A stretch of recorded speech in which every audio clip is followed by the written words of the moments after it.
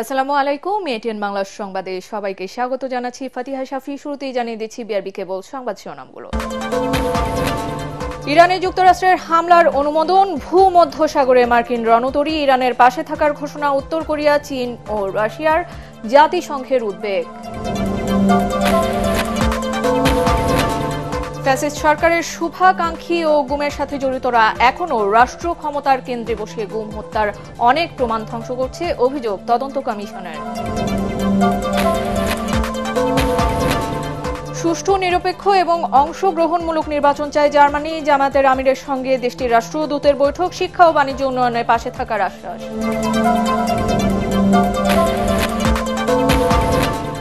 দ্রুততম সময়ের মধ্যে জুলাই সনদ তৈরিতে সকল দলের সহায়তা চেয়েছে জাতীয় ঐক্যমত্য কমিশন, সব বিষয়ে ঐক্যমত্য না হলে রোববার আবার বৈঠক।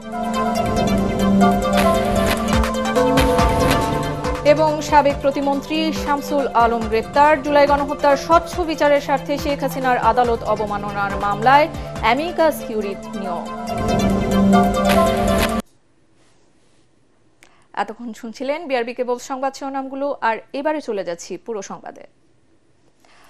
অবশেষে ইরানে যুক্তরাষ্ট্রের হামলার অনুমোদন দিলেন প্রেসিডেন্ট ডোনাল্ড ট্রাম্প।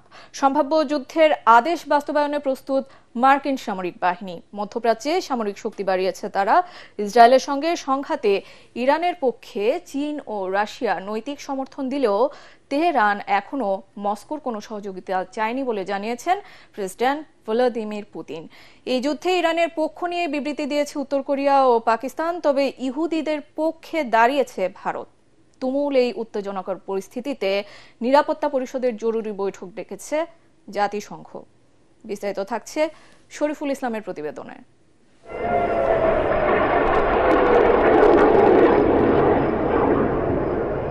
ইরানের সাথে তুমুল লড়াইয়ের এ পর্যায়ে ইসরায়েলে হাইপারসনিক ক্ষেপণাস্ত্র ছুড়ছে ইরানের বিপ্লবী গার্ডের অ্যারোস্পেস ফোর্স, যা সরাসরি আঘাত হানছে ইসরায়েলের বেসামরিক এলাকাগুলোতে।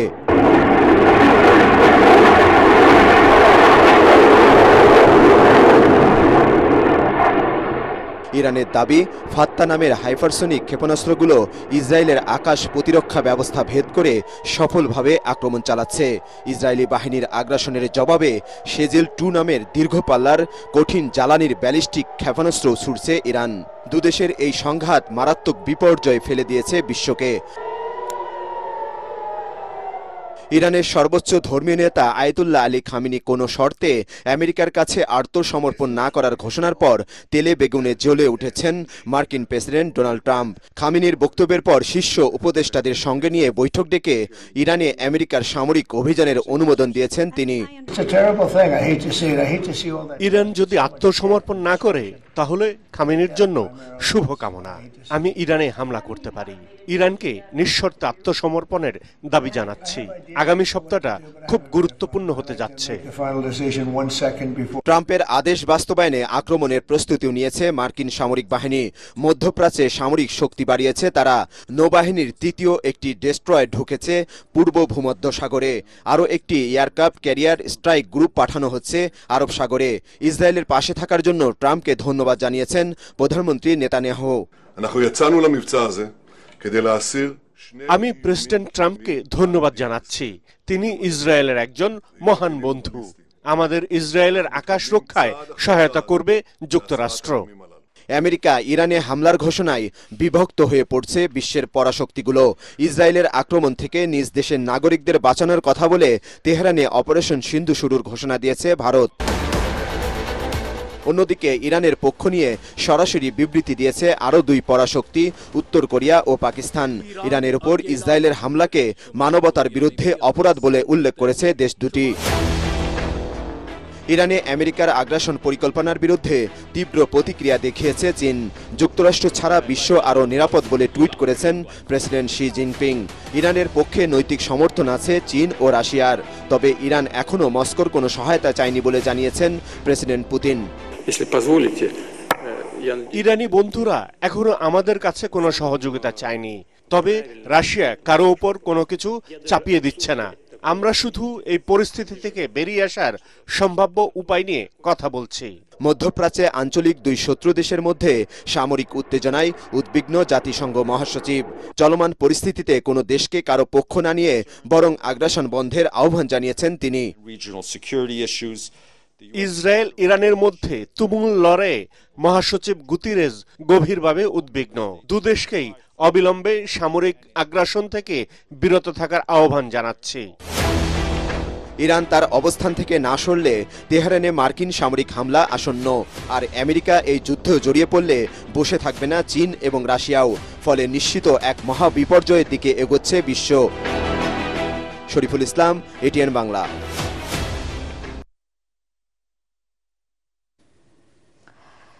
আমেরিকা শেষ পর্যন্ত ইরানের বিরুদ্ধে সরাসরি যুদ্ধে জড়িয়ে পড়লে পরিস্থিতি ভয়াবহ আকার ধারণ করবে বলে আশঙ্কা করা হচ্ছে আন্তর্জাতিক বিভিন্ন সংবাদ মাধ্যমে। তবে ইরানে হামলার পরিকল্পনায় অনুমোদন দিলেও এ নিয়ে রহস্য ধরে রেখেছেন মার্কিন প্রেসিডেন্ট ডোনাল্ড ট্রাম্প।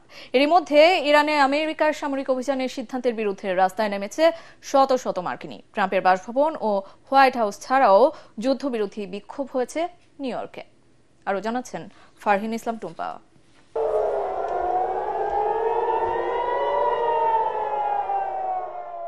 ইরানের পারমাণবিক স্থাপনা ধ্বংসের ঘোষণা দিয়ে গেল ১৩ জুন তেহরানে বিমান হামলা শুরু করে ইসরায়েল। এর জবাবে সপ্তাহখানেক ধরে দুই দেশের পাল্টাপাল্টি হামলায় সংঘাত গড়িয়েছে পূর্ণাঙ্গ যুদ্ধের পর্যায়ে। ইরান ইসরায়েল সংঘাতে যুক্তরাষ্ট্র নাক গলানোয় মধ্যপ্রাচ্য পরিস্থিতি আরও ভয়াবহ রূপ নিচ্ছে। এরই মধ্যে ইরানে হামলার পরিকল্পনার অনুমোদন দিয়েছেন ট্রাম্প। ব্লুমবার্গ নিউজের প্রতিবেদন বলছে, ঊর্ধ্বতন মার্কিন কর্মকর্তারা ইরানে হামলার জন্য প্রস্তুতি নিচ্ছেন। তবে এই মুহূর্তে সংঘাতে আমেরিকার জড়ানোর পক্ষে বিপক্ষে মত রয়েছে মার্কিনীদের। মার্কিন সিনেটর লিন্ডসে গ্রাহাম ট্রাম্পের প্রতি সমর্থন দিয়ে বলেছেন, ইরানের ফোর্দো পারমাণবিক স্থাপনায় যেন সর্বাত্মক হামলা চালানো হয়। আমি বিশ্বাস করি প্রেসিডেন্ট ট্রাম্প সঠিক কাজটি করবেন। ইরানের পারমাণবিক অস্ত্র থাকতে পারে না। ইসরায়েলিরা ইরানের পরমাণু শক্তি ও সামরিক বাহিনী ধ্বংস করার জন্য যা করছে তার জন্য আমরা কৃতজ্ঞ। প্রেসিডেন্ট ট্রাম্প সেই ব্যক্তি যিনি যুদ্ধ সম্পর্কে জানেন। তিনি এই দেশের স্বাধীনতা রক্ষা করতে চান। অন্যদিকে ইরানে হামলার প্রতিবাদ ও যুক্তরাষ্ট্রের জড়িত না হওয়ার দাবিতে হোয়াইট হাউসের সামনে বিক্ষোভ করেছেন শত শত মার্কিনী। নিউ ইয়র্কের ম্যানহাটনে প্রতিবাদ বিক্ষোভ হয়েছে। এতে অংশ নিয়ে শত শত মানুষ ইরান যুদ্ধে যুক্তরাষ্ট্রের সমর্থনের নিন্দা জানান। তাদের প্ল্যাকার্ডে লেখা ছিল, ইরানে নাক গলিও না, গণহত্যায় অর্থায়ন বন্ধ করো। এদিকে ইসরায়েলের উত্তরাঞ্চল এবং জর্ডান উপত্যকায় বৃহস্পতিবার ভোর থেকেই সাইরেন বাজানো হয়। ইরানের 2টি ড্রোন প্রতিহতের দাবি করে ইসরায়েল। অন্যদিকে একই দিন তেহরানে একাধিক ড্রোন ঠেকানো ছাড়াও উত্তর পূর্বাঞ্চলীয় মাশহাদ শহর থেকে ইসরায়েলের 18 গুপ্তচরকে আটকের দাবি করেছে ইরান। ফারহিন ইসলাম টুম্পা, এটিএন বাংলা। ফ্যাসিস্ট সরকারের বহু শুভাকাঙ্ক্ষী ও গুমের সাথে সরাসরি জড়িতরা এখনও রাষ্ট্রীয় ক্ষমতার কেন্দ্রে বসে গুম হত্যার অনেক প্রমাণ ও নিদর্শন ধ্বংস করছে, এমন অভিযোগ করেছে গুম সংক্রান্ত তদন্ত কমিশন। এক ব্রিফিংয়ে কমিশনের সভাপতি সাবেক বিচারপতি মইনুল ইসলাম চৌধুরী জানিয়েছেন, এরই মধ্যে তাদের সবাইকে কমিশন চিহ্নিত করেছে। তবে অনুসন্ধানের স্বার্থে এখনই তাদের পরিচয় প্রকাশ করা হচ্ছে না। কর্তৃত্ববাদী সরকার ক্ষমতায় টিকে থাকতে অনেক নির্যাতিতকে ভারতীয় বাহিনীর হাতে তুলে দেওয়ার প্রমাণও পেয়েছে কমিশন। ইমদাদুল্লাহ বাবুর রিপোর্ট। প্রধান উপদেষ্টার কাছে দ্বিতীয় অন্তর্বর্তী প্রতিবেদন হস্তান্তর পরবর্তী এই সংবাদ সম্মেলনের আয়োজন করে গুম সংক্রান্ত তদন্ত কমিশন। এতে কমিশনের সভাপতি জানান, 1850টি অভিযোগ বিশ্লেষণ করে 253 জন গুমের শিকার ব্যক্তির তথ্য পাওয়া গেছে। 131টি অভিযোগের বিষয়ে এফআইআর করে তদন্ত করছে পুলিশ। দ্বিতীয় দফায় 12 জন ভিকটিমের প্রাথমিক অনুসন্ধান শেষের পাশাপাশি কারা তাদের গুমের জন্য দায়ী তাও শনাক্ত করা গেছে বলে জানিয়েছেন তিনি। বিগত সরকারের শাসনামলে গুম একটি সুশৃঙ্খল ও প্রাতিষ্ঠানিক রূপে জঙ্গিবাদ বিরোধী অভিযানের ছায়াতলে ইসলামী উগ্রবাদের হুমকিকে ব্যবহার করে রাজনৈতিক ক্ষমতা কেন্দ্রীভূত করা, আন্তর্জাতিক স্বীকৃতি অর্জন এবং শাসন দীর্ঘায়িত করার উদ্দেশ্যে পরিচালিত হয়েছে। আইন প্রয়োগকারী সংস্থা ও নিরাপত্তা বাহিনীকে রাজনৈতিক প্রভাবাধীন করেছে এবং নির্যাতন ও গোপন আটকের সংস্কৃতি প্রাতিষ্ঠানিকভাবে চালু করেছে। এমনকি সাধারণ নাগরিকদের বেআইনি পন্থায় বারবার ভারতীয় বাহিনীর হাতেও তুলে দিয়েছে। তিনি আরও জানান, রাজনৈতিক উদ্দেশ্য হাসিলে আওয়ামী লীগ সরকার জঙ্গিবাদকে ঢাল হিসেবে ব্যবহার করেছিল। এখনও কর্তৃত্ববাদীদের শুভাকাঙ্ক্ষীরা ভিকটিম ও সাক্ষীদের হুমকি এবং ভয়ভীতি দেখাচ্ছে বলেও জানান তিনি। রাজনৈতিক পট পরিবর্তনের পরেও বহু অপরাধী তাদের অবস্থানে থাকায় অনেক জোরালো প্রমাণ ও নিদর্শন ধ্বংস, অনেক ক্ষেত্রে প্রাতিষ্ঠানিক অসহযোগিতা, সাক্ষীদের ভয়ভীতি প্রদর্শন সহ নানারকম ভীতিকর ও আতঙ্কজনক পরিবেশ সৃষ্টি হয়েছে। এখনও যারা পারপিটেটরস অফ এনফোর্সড ডিসঅ্যাপিয়ারেন্সেস তারা এখন ওদেরকে থ্রেট করতেছে, এবং যে থ্রেট করছে সে আমাদের কাছে অডিও রেকর্ডও আছে। আমরা যাদেরকে আইডেন্টিফাই করছি বা করে ফেলছি এখন এই পর্যন্ত, তাদের আমরা নামগুলো ডিসক্লোজ করতেছি না। কি জন্য করতেছি না? মেইনলি একটা কারণে, for the safety and security of the victims. এখন পর্যন্ত যাদের নামের তালিকা দেয়া হয়েছে তাদের বিরুদ্ধে দ্রুত ব্যবস্থা নিতে সরকারের প্রতি আহ্বান জানান কমিশনের সভাপতি। ইমদাদুল্লাহ বাবু, ATN বাংলা, ঢাকা।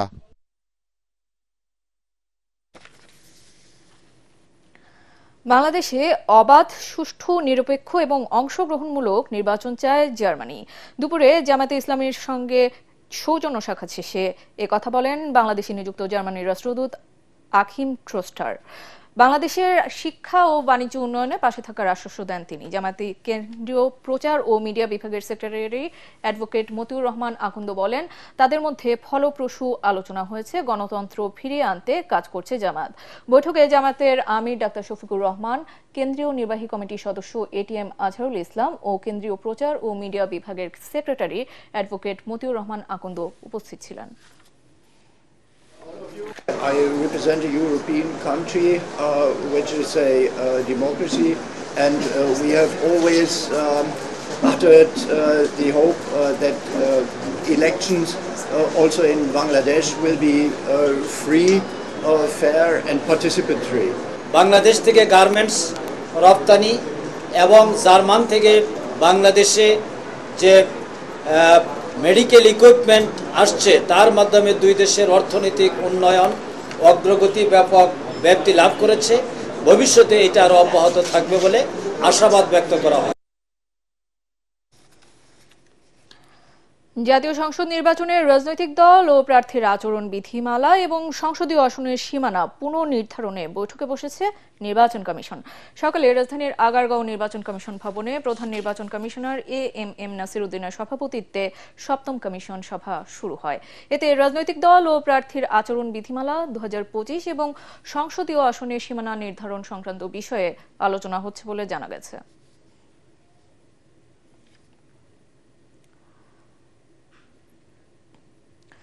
স্বল্প সময়ের মধ্যে জুলাই সনদ তৈরিতে সব রাজনৈতিক দলের সহায়তা চেয়েছেন জাতীয় ঐকমত্য কমিশনের সহসভাপতি অধ্যাপক ডক্টর আলী রিয়াজ। রাজধানীর ফরেন সার্ভিস একাডেমিতে রাজনৈতিক দলগুলোর সাথে তৃতীয় দিনের বৈঠকের সূচনা বক্তব্যে এই আহ্বান জানান তিনি। ডক্টর আলী রিয়াজ বলেন, যেসব বিষয়ে ঐকমত্য হবে না সেগুলো নিয়ে আগামী রোববার থেকে আবারও বৈঠক হবে। আজকের বৈঠকে যোগ দিয়েছেন বিএনপি, জামায়াত, এনসিপি, সিপিবি, গণসংহতি আন্দোলন সহ বিভিন্ন রাজনৈতিক দলের প্রতিনিধিরা।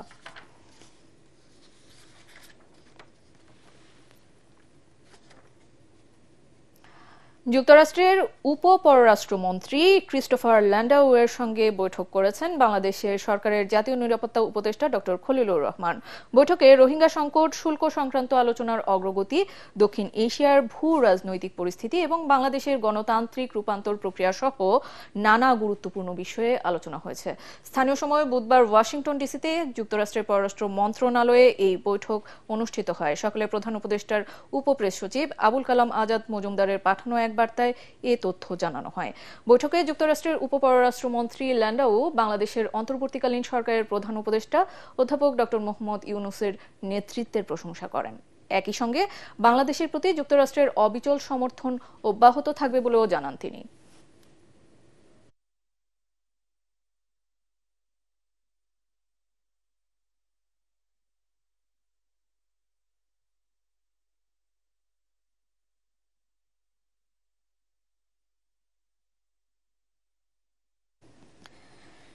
সাবেক পরিকল্পনা প্রতিমন্ত্রী শামসুল আলমকে গ্রেপ্তার করেছে ঢাকা মহানগর গোয়েন্দা পুলিশ ডিবি।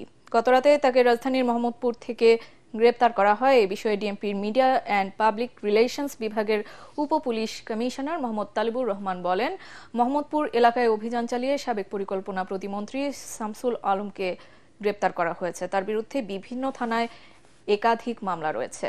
জুলাই আগস্ট গণ অভ্যুত্থানে আওয়ামী লীগ সরকারের পতনের পর দলটির অনেক নেতার মতো শামসুল আলমও এতদিন আত্মগোপনে ছিলেন। তার বিরুদ্ধে জুলাই গণহত্যার মামলাও রয়েছে।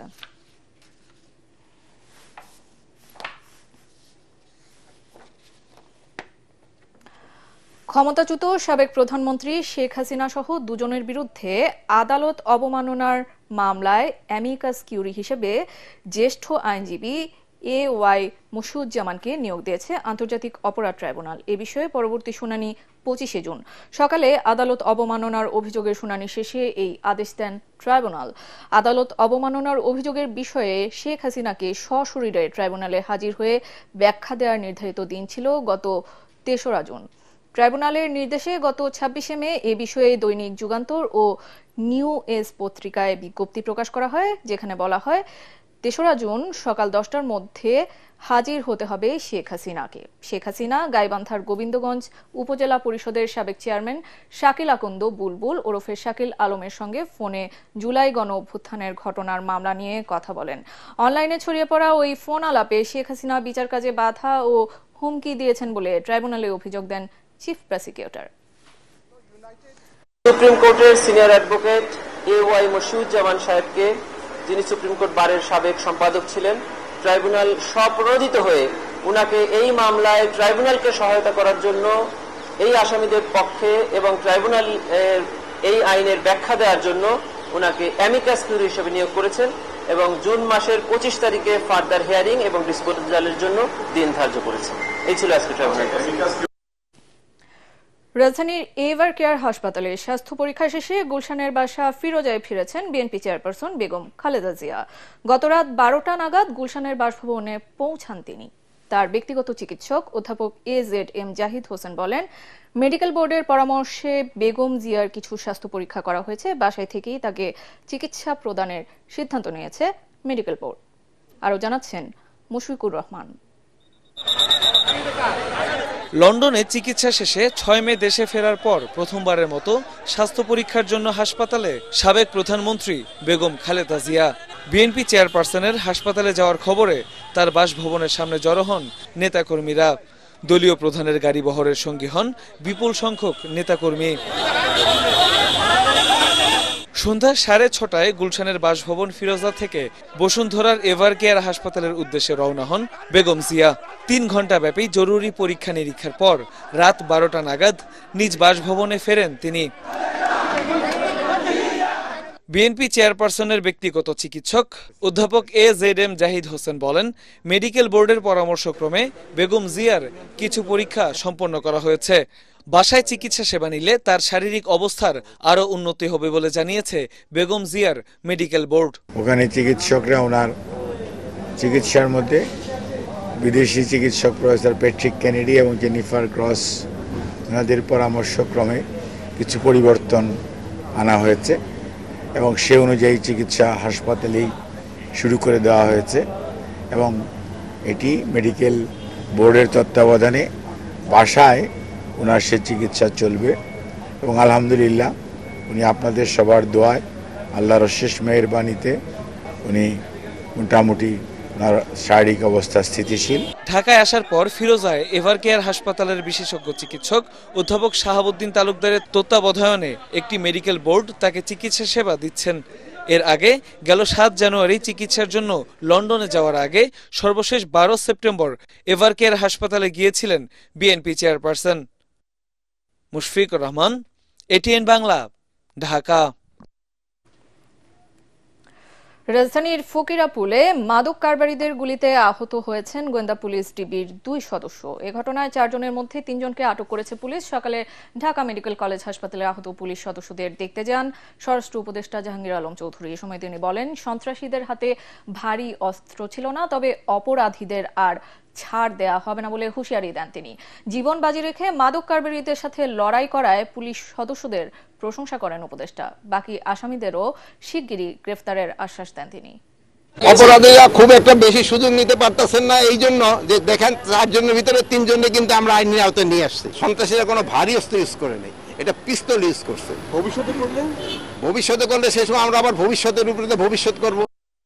গত 24 ঘন্টায় বরিশাল বিভাগের 5 জেলায় নতুন করে ডেঙ্গুতে আক্রান্ত হয়েছেন 110 জন। এছাড়াও শেরেবাংলা মেডিকেল কলেজ হাসপাতাল সহ বিভাগের বিভিন্ন হাসপাতালে 407 জন ডেঙ্গু রোগী ভর্তি আছেন। নতুন করে আক্রান্তের মধ্যে বরিশালে 22, বরগুনায় 63, পটুয়াখালীতে 12, ভোলায় 3 ও ঝালকাঠিতে 4 জন রয়েছেন। বিভাগীয় স্বাস্থ্য অফিসের হিসেব মতে ডেঙ্গুতে 6 জেলায় এ পর্যন্ত প্রাণ গেছে 8 জনের, আর আক্রান্ত 3185 জন। এদিকে ডেঙ্গু থেকে সুস্থ হয়ে বাড়ি ফিরেছেন 2770 জন।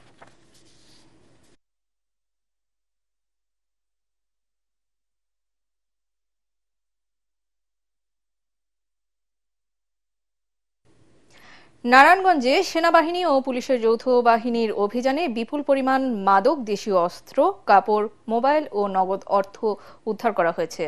সিদ্ধিরগঞ্জের আদমজি ইপিজেড সংলগ্ন বিহারী কলোনিতে শুরু হওয়া এই অভিযানে আটক করা হয় 2 অবাঙালি নারী মাদক বিক্রেতাকে। পুলিশ জানায়, দীর্ঘদিন ধরে সিদ্ধিরগঞ্জের বিভিন্ন এলাকাগুলোতে মাদক বিক্রি করে আসছিল তারা। সিদ্ধিরগঞ্জ থানা পুলিশ জানায়, গোপন সংবাদের ভিত্তিতে বিহারী কলোনিতে অভিযানে 17 পিস দেশীয় অস্ত্র, 11টি মোবাইল, 10 মিটার সেনাবাহিনীর পোশাকের কাপড়, 84 প্যাকেট ও আরও 200 গ্রাম গাঁজা, মাদক বিক্রির নগদ 7,113 টাকা ও 11টি মোবাইল উদ্ধার করা হয়। আটকদের বিরুদ্ধে আইনগত ব্যবস্থা নেওয়া হচ্ছে বলে জানিয়েছে পুলিশ।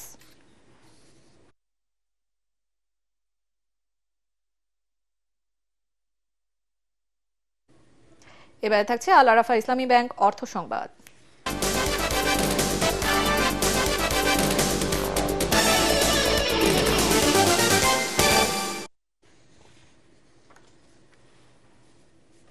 চড়া দামের কারণে সাধারণ মানুষের ক্রয় ক্ষমতার বাইরে জাতীয় মাছ ইলিশ। এমনকি মৌসুমে ইলিশের পর্যাপ্ত সরবরাহ থাকলেও দাম বাড়াতে সক্রিয় একটি সিন্ডিকেট। এমন পরিস্থিতিতে ইলিশের বাজার নিয়ন্ত্রণে সরকারকে মূল্য নির্ধারণের প্রস্তাব চাঁদপুর জেলা প্রশাসনের। এই উদ্যোগের সাথে ক্রেতারা একমত হলেও একে অবাস্তব বলছেন ব্যবসায়ীরা। চাঁদপুর থেকে বিল্লাল ঢালির পাঠানো তথ্য ও চিত্রে বিস্তারিত জানাচ্ছেন ফারহিন ইসলাম টুম্পা। টানা 58 দিন নিষেধাজ্ঞার পর বঙ্গোপসাগর ও এর মোহনা সংলগ্ন জেলেদের জালে ধরা পড়ছে ঝাঁকে ঝাঁকে রূপালী ইলিশ। মৌসুম শুরুর আগে স্থানীয় বাজারগুলোতে দেখা মিলছে প্রচুর ইলিশের। এতে উচ্ছ্বসিত জেলেরা, তবে দাম ক্রেতাদের নাগালের বাইরে। ক্রেতাদের অভিযোগ, দাম বাড়াতে সক্রিয় রয়েছে সিন্ডিকেট। এক এক দোকান এক এক দাম। এক দোকানে সেম মাছ ধরুন 700 গ্রাম 800 গ্রাম মাছগুলা এক দোকানে আছে 1600 টাকা, এক দোকানে 1400 টাকা, এক দোকানে 1500 টাকা। যেহেতু জিআই প্রোডাক্ট হিসাবে সরকার এটা ঘোষিত করছে, তাহলে এটার দামও সরকারিভাবে একটা নির্ধারণ করা উচিত। ব্যবসায়ীদের দাবি, সিন্ডিকেট নয়, চাহিদার তুলনায় যোগান কম থাকায় ইলিশের দাম আকাশচুম্বী। তার তো মাঝখানে কোনো সিন্ডিকেট নাই, এখানে নিলামে।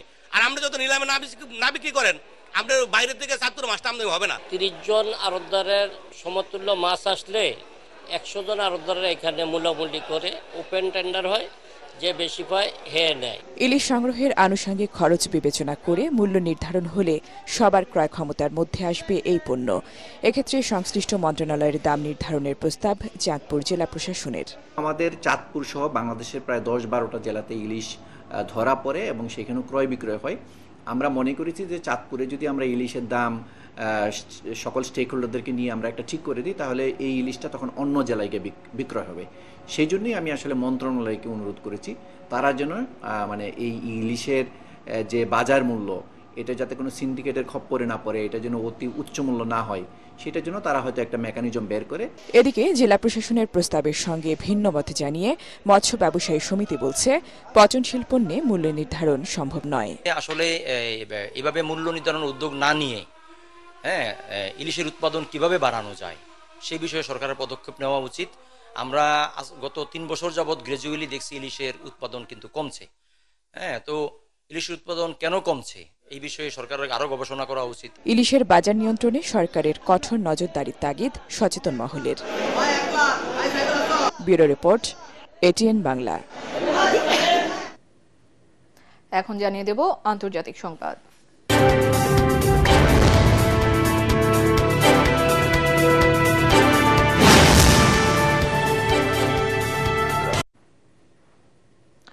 গাজায় খাদ্য সহায়তা বিতরণ কার্যক্রম ঘিরে সহিংসতা ও প্রাণহানি বেড়েই চলেছে। গেল একদিনে ইসরায়েলি হামলায় প্রাণ গেছে ত্রাণ নিতে আসা আরও 144 ফিলিস্তিনির। গাজায় স্বাস্থ্য মন্ত্রণালয় জানায়, ত্রাণ বিতরণের স্থান নেজারিম করিডোর সালাউদ্দিন সড়কে ইসরায়েলি সেনাদের চালানো গুলিতে নিহত হয়েছেন অনেকে। একই দিনে দক্ষিণাঞ্চলের আল মাওয়াসি ক্যাম্পে শরণার্থীর তাঁবুতে হামলায় প্রাণ হারিয়েছেন নারী ও শিশুসহ কয়েকজন। জেতুন ও মাজাজি ক্যাম্পে বিমান হামলায় একই পরিবারের সদস্য সহ নিহত হয়েছেন আরও অনেকে। হামাসের অভিযোগ, এই ত্রাণ বিতরণ ব্যবস্থা মূলত ইসরায়েলের সামরিক লক্ষ্য বাস্তবায়নে ব্যবহার করা হচ্ছে। এরই মধ্যে জাতিসংঘ ও অন্যান্য মানবিক সংস্থা এ কার্যক্রমে অংশ নিতে অস্বীকৃতি জানিয়েছে। এদিকে গাজার স্বাস্থ্য মন্ত্রণালয় আরও জানিয়েছে, মাত্র 3 দিনের জ্বালানি মজুদ অবশিষ্ট আছে হাসপাতালগুলোতে। ভারী বর্ষণে অনাকাঙ্ক্ষিত ঘটনা এড়াতে বান্দরবানের রোয়াংছড়ির দেবতাখুম পর্যটন কেন্দ্রে পর্যটকদের যাতায়াতে বিধিনিষেধ আরোপ করা হয়েছে। উপজেলা প্রশাসন এক বিজ্ঞপ্তিতে জানায়, ভারী বর্ষণ ও পাহাড়ি ঢলে পর্যটন কেন্দ্রটি ঝুঁকিপূর্ণ হয়ে উঠেছে। এ কারণে 18 থেকে 25 জুন এখানে পর্যটক যাতায়াতে নিরুৎসাহিত করা হচ্ছে। উপজেলা নির্বাহী কর্মকর্তা জানান, ইতোমধ্যে পাহাড়ি ঝিরির পানিতে ভেসে গিয়ে কয়েকজন পর্যটকের মৃত্যু হয়েছে, এখনো নিখোঁজ একজন। এ অবস্থায় দেবতাখুম পর্যটন কেন্দ্রটিকে ঝুঁকিপূর্ণ বিবেচনা করা হচ্ছে। পরিস্থিতি স্বাভাবিক হলে এটি আবার খুলে দেওয়া হবে বলেও জানান তিনি। গত মঙ্গলবার নাইখংছড়িতে এক পর্যটক নিখোঁজ হন। এর আগে 13 জুন বান্দরবানের আলীকদমে পাহাড়ি ঝিরিতে ভেসে 2 পর্যটকের মৃত্যু হয়, এখনো নিখোঁজ একজন।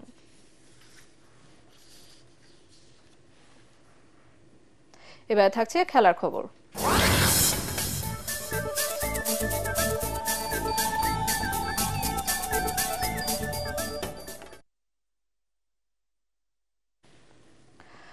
গল টেস্টে বাংলাদেশের 495 রানের জবাবে প্রথম ইনিংসে ব্যাট করছে শ্রীলঙ্কা। দলের 47 রানে উদ্বোধনী ব্যাটসম্যান লাহিরু উদারার উইকেট তুলে নেন তাইজুল ইসলাম। দীনেশ চান্দিমালকে নিয়ে ভালোই জবাব দিচ্ছেন পাথুম নিসাঙ্কার। বাংলাদেশি বোলারদের কোনো সুযোগই দেননি তারা। লাঞ্চ বিরতি পর্যন্ত লঙ্কানদের সংগ্রহ 1 উইকেটে 194 রান। বিরতি থেকে 50 তুলে নেন নিসাঙ্কা। শেষ খবর পাওয়া পর্যন্ত লঙ্কানদের সংগ্রহ 1 উইকেটে 194 রান। এর আগে 9 উইকেটে 484 রান নিয়ে ব্যাটিংয়ে নেমে তৃতীয় দিন সকালে মাত্র 22 বল স্থায়ী হয়েছিল বাংলাদেশের প্রথম ইনিংস। আশিতা ফার্নান্ডোর বলে ক্যাচ দিয়ে সাজঘরে ফেরেন নাহিদ রানা। তাতে প্রথম ইনিংসে 495 রানে অল আউট হয় বাংলাদেশ।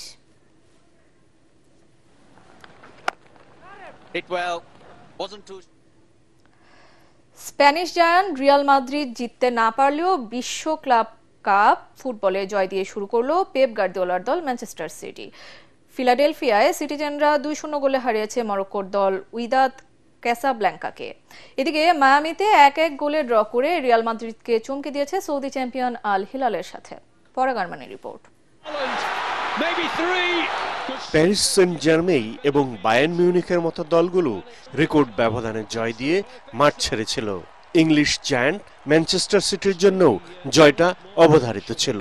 ফিলাডেলফিয়ার লিংকন ফিনান্সিয়াল স্টেডিয়ামে খেলার 2 মিনিটেই ফিল ফোডেনের গোলে এগিয়ে যায় ম্যানচেস্টার সিটি। পিছিয়ে থেকে ব্যবধান কমানোর চেষ্টা করেও সফল হয়নি মরক্কোর দল উইদাদ ক্যাসাব্লাঙ্কা। উল্টো খেলার 42 মিনিটে বেলজিয়ান উইঙ্গার জেরোমি ডোকু ব্যবধান দ্বিগুণ করেন। খেলার নির্ধারিত সময়ের 2 মিনিট আগে সিটিজেনদের ফুলব্যাক রিকো লুইস লাল কার্ড দেখে মাঠ ছাড়লেও জয় পরাজয়ে কোনো প্রভাব পড়েনি। এদিকে মায়ামির রকহার্ট স্টেডিয়ামে আল হিলালের বিপক্ষে ফেভারিট হিসেবে খেলতে নামে রিয়াল মাদ্রিদ। খেলার 34 মিনিটে গঞ্জালো গার্সিয়ার গোলে লিডও নেয় জাভি আলানসোর দল। কিন্তু এই লিড তারা বেশিক্ষণ ধরে রাখতে পারেনি। 41 মিনিটে স্পট কিকে ম্যাচে সমতা ফেরান আল হিলালের Ruben Navas. Brazilian forward Leonardo দ্বিতীয়ার্ধে যদি 2টি সহজ সুযোগ মিস না করতেন, তবে ঐতিহাসিক এক জয় নিয়ে মাঠ ছাড়তে পারত আল হিলাল। পরাগ আরমান, এটিএন বাংলা। সংবাদ শেষ করছি, তার আগে বিআরবি কেবল সংবাদ শিরোনামগুলো জানিয়ে দিচ্ছি আরো একবার। ইরানে যুক্তরাষ্ট্রের হামলার অনুমোদন, ভূমধ্যসাগরে মার্কিন রণতরী ইরানের পাশে থাকার ঘোষণা, উত্তর কোরিয়া, চীন ও রাশিয়ার জাতিসংঘের উদ্বেগ।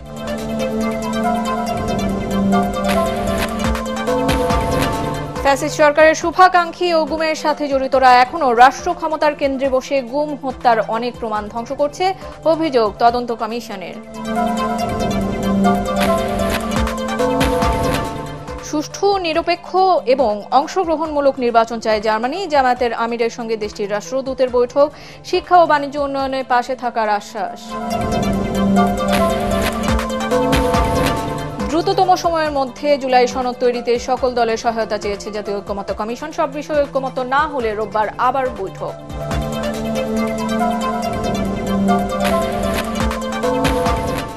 এবং সাবেক প্রতিমন্ত্রী শামসুল আলম গ্রেপ্তার। জুলাই গণহত্যার স্বচ্ছ বিচারের স্বার্থে শেখ হাসিনার আদালত অবমাননার মামলায় অ্যামিকাস কিউরি নিয়োগ। আর এই ছিল এখনকার মতো। রইল পরবর্তী সংবাদ দেখার আমন্ত্রণ। এটিএন বাংলা সংবাদ ইউটিউবে দেখতে ব্রাউজ করুন, youtube/ATN বাংলা নিউজ। সাথে থাকার জন্য ধন্যবাদ।